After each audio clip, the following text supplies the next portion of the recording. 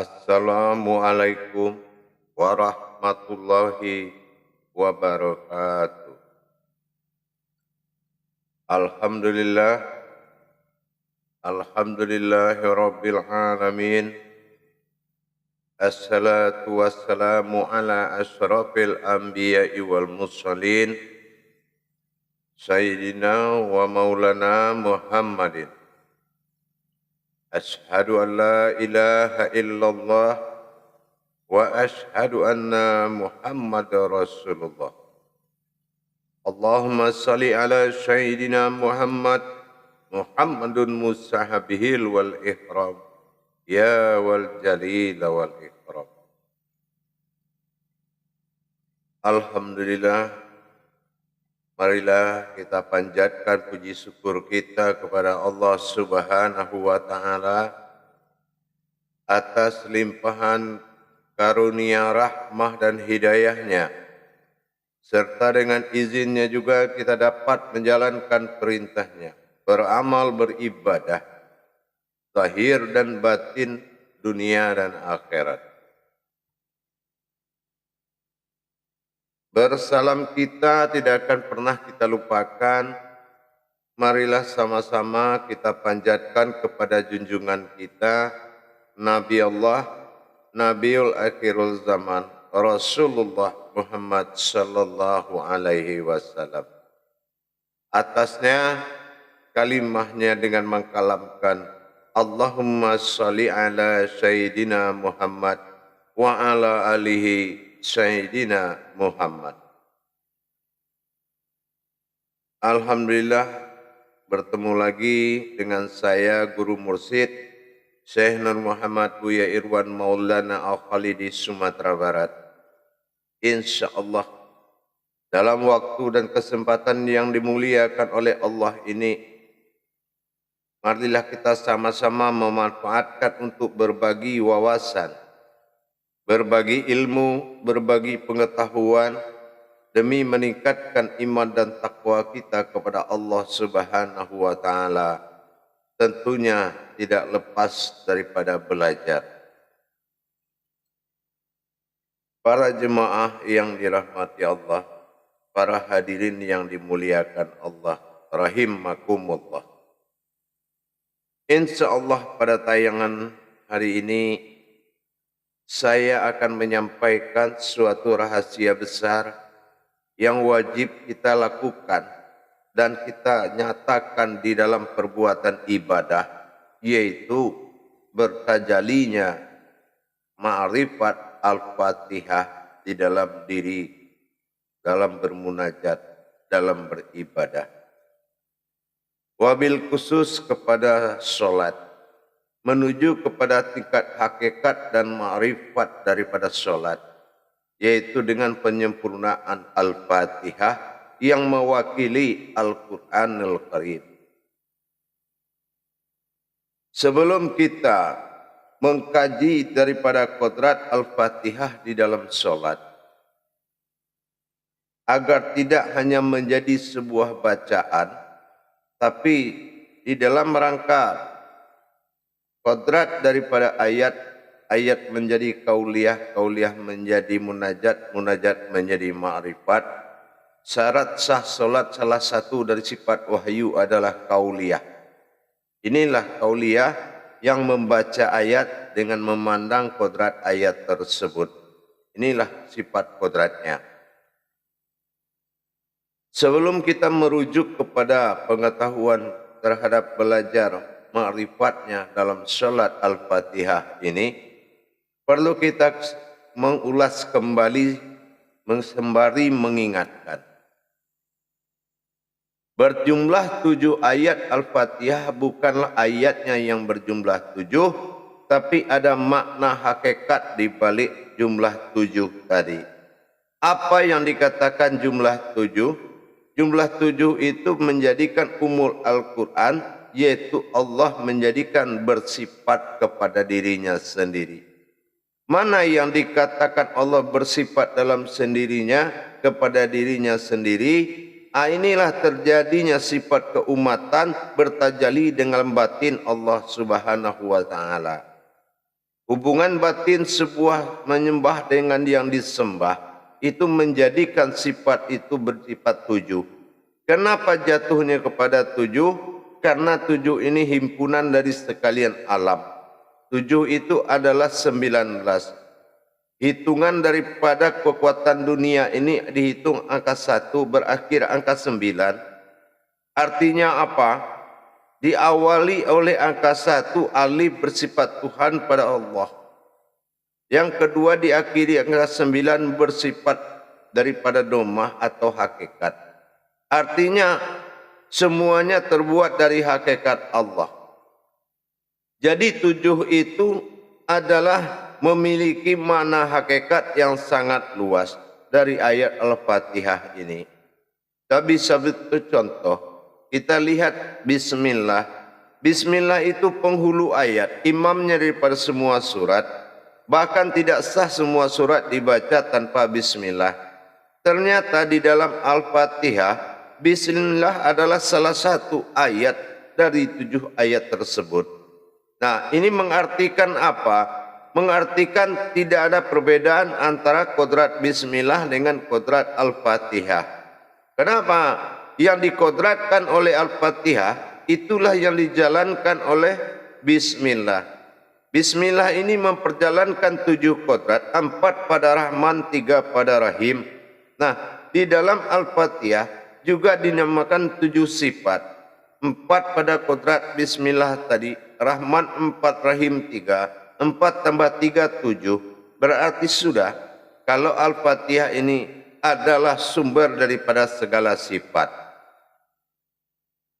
Setelah itu kita lihat lagi kepada kodrat daripada falakiyah dalam waktu, yaitu solat daripada waktu 17 jam 5. Arti 17.5 itu apa? Ada falakiyah mengatakan berdirinya antara asar dengan maghrib, yaitu sebuah angka. Yang itu berartikan 17 jam 5 jam 17. 5 itu adalah tauhid. Sementara dikatakan dia 7 itu 1 dan 7, 1 sifat zat bagi Allah, sifat disembah, dan yang 7 yang 1 adalah bersifat Allah pada sifat Tuhan. Ini angka 1. Jadi menghadapnya sifat kepada zatnya Allah. Nah, ini yang dikatakan 17 atau 5 dalam masa tauhid, 5 waktu. Tapi pada saat ini kita akan berbagi wawasan tentang menjalankan marifatulnya Al-Fatihah. Al-Fatihah ini dikenal dengan sebutan Fatihatun Nasun. Apa Fatihatun Nasun? Ini adalah perbuatan batin Allah pada sifat. Bersifatnya batin Allah disebut dengan Al-Fatihah. Yang namanya 7 bilangan sifat, sifat keluar daripada keakuan Allah, yaitu menuju kebesarannya. Segala ciptaan dan kebesaran Allah itu disebut dengan hitungan 7 atau disebut dengan sifat. Lebih itu contoh apa? Secara alam nyata, air, api, angin, tanah pada bumi, dan 3 bulan bintang matahari pada langit. Di bumi dan langit dihukum dengan 7 sifat, ditentukan dengan 7 sifat. Begitu juga terhadap diri kita. Kulit, daging, urat dan tulang, hati, jantung dan ma'ani pada kening. Ini juga dikatakan bersifat. Tapi dalam hal ini kita perlu melihat apabila suatu kodrat di dalam sebuah solat sudah berdiri diri hakikat, tapi diri hakikat yang dikaji selama ini yang berdiri yang tidak menyekutukan Allah, sudahkah dia berpotensi sebagai sifat 17 17 menghadap 7 kepada yang 1, menghadap sifatnya terhadap satunya Allah? Apakah sudah dia berkodrat sifat? Kalau dia sudah berkodrat sifat, berarti Al-Fatihah sudah masuk ke rongga dirinya, maka jadilah dia sebuah sifat yang menghadap kepada ahadnya. Di sinilah fungsinya. Setelah ada perbuatan Allah terhadap sifat yang bakal bisa menyembahnya, maka seseorang wajib menjadikan dirinya sifat bagi Allah untuk menghadap kepada sifat wujud daripada Dia sendiri. Bagaimana caranya? Makanya Al-Fatihah itu adalah himpunan daripada perjalanan batin Allah menuju bersifat kepada dirinya. Bersifatnya Allah pada diri. Nah ini seperti dalam diri ada juga 7. Qadrat, iradat, ilmu, sama, basar, khalam, hayat. Artinya apa?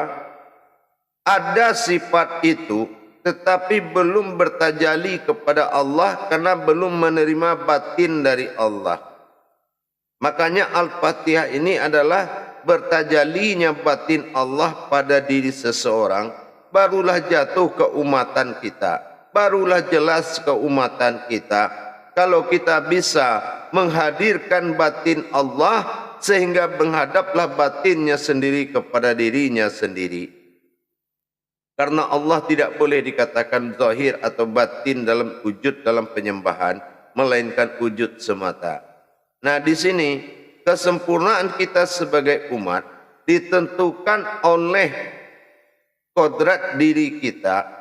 Apakah sudah bagian sifat bagi Allah?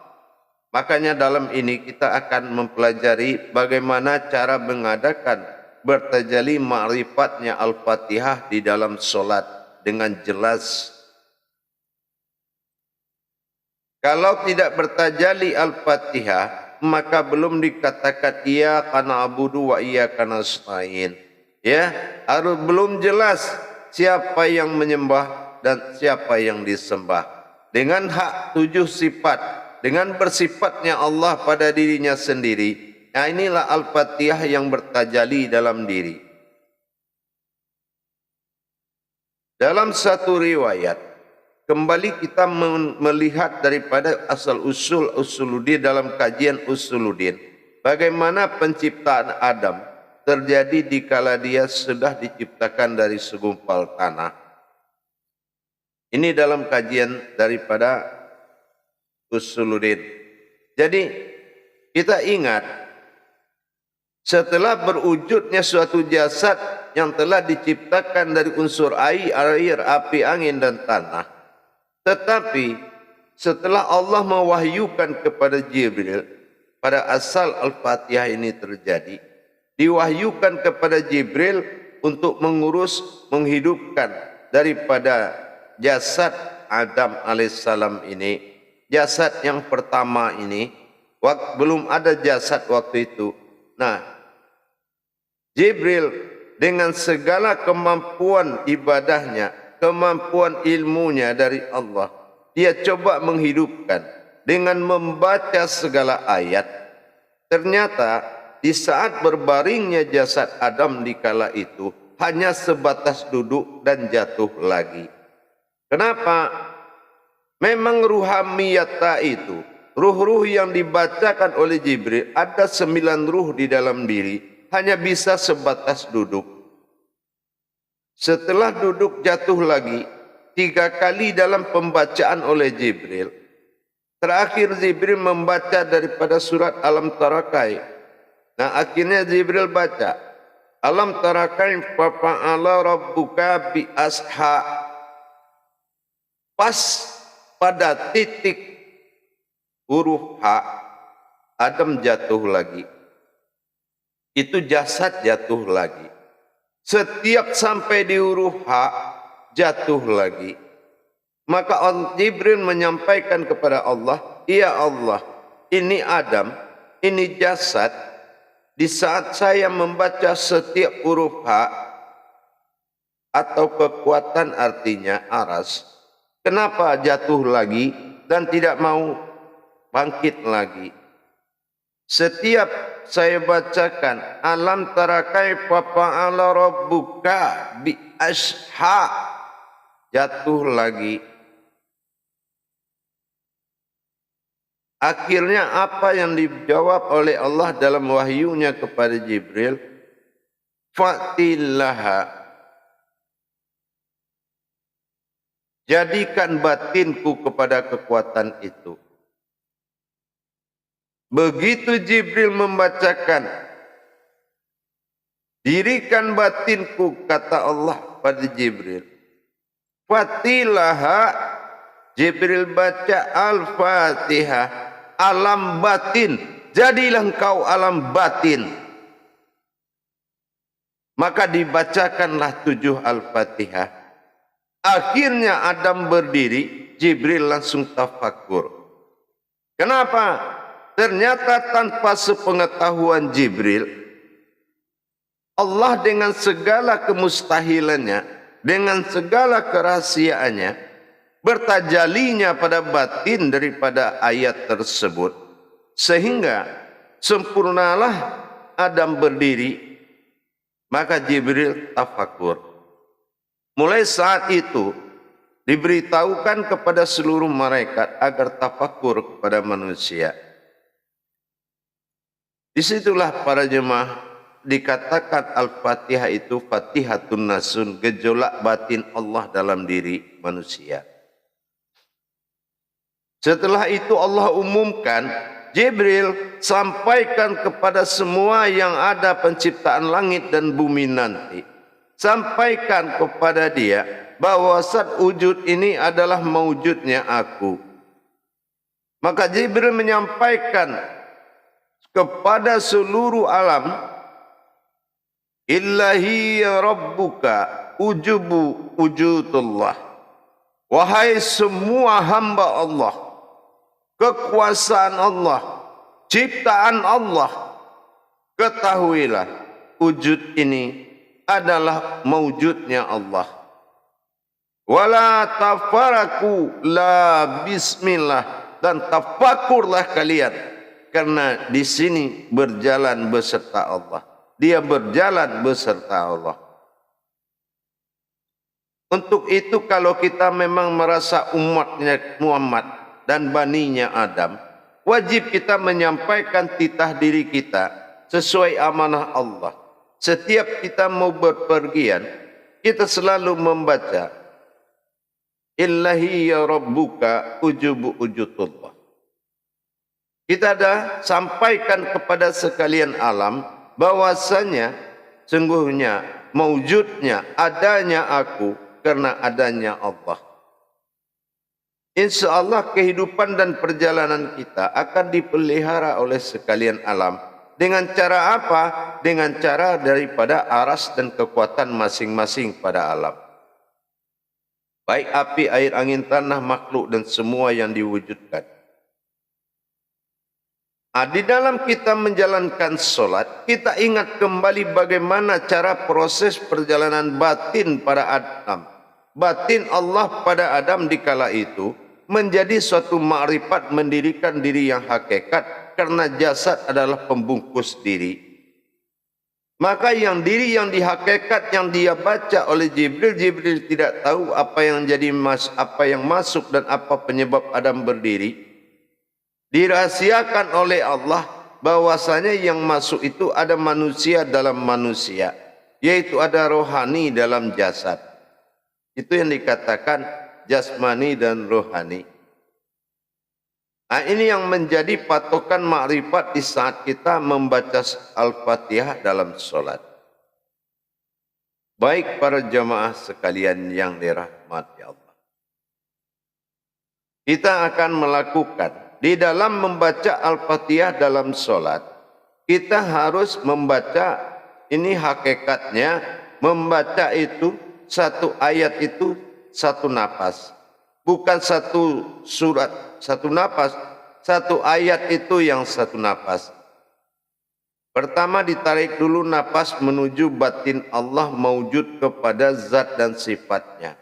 Bismillahirrahmanirrahim. Kita melihat bagaimana batin wujud dengan sirnya Allah tadi menuju alam zat yang empat, yaitu batang tubuh hakikat disebut rohani, yaitu di wadi manikam, menjadi warrahim, menjadi sumber zat, batin dan nur. Itulah 7 daripada hakikat kodrat awal diri Muhammad sallallahu alaihi wasallam. Yang kedua, alhamdulillahirabbil alamin. Alhamdu zat batin, lillah berjalan menguasai seluruh pori-pori batang tubuh, meliputi sekalian alam, mengisi segala rongga. Kita saksikan, kita niatkan mata batin kita melihat batin Allah memasuki seluruh rongga diri, menguasai daripada zat dan daripada sifat tadi. Rohani dan nurani ini dikuasainya. Ar-Rahmanir Rahim, diberikannya batin hidup kepada Rahman berupa jasad, Rahim berupa diri atau rohani. Dizohirkannya Rahman mawjud, Rahim rahani. Terjadilah zahir dan batin. Malik yaumiddin, berbangkit batin tadi ditarik lagi menjadi suatu gerak tajalli. Ini yang dikatakan af'alullah. Mulai dia bergerak, sudah bisa menyatu bergerak. Nah, setelah itu sudah nyatalah terjadi di dalam bahwasanya sudah berdiri, ada batin, ada zat dan ada nur, seperti yang dikatakan tubuh panafillah. Iyyaka na'budu wa iyyaka nasta'in. Kita melihat iyyaka na'budu, pada titik batin dalamnya ada sir. Kita melihat ke dalam kolbi bahwasan daripada makom batinu Allah yang dikatakan azali, iyyaka na'budu, dan kita melihat zat dan rohani kita, melihat nurani kita dengan membaca wa iyyaka nasta'in. Jadi wa iyyaka nasta'in kodratnya adalah zat dan nur dikatakan daripada diri sifat. Iyyaka na'budu, kita melihat ke dalam batin kolbi kita, bahwa dalam batin itu ada rahasianya Allah. Hak menyembah ke dalam, hak menyembah pada kodrat dan zat. Tapi kalau hak yang disembah pada batin dan sir.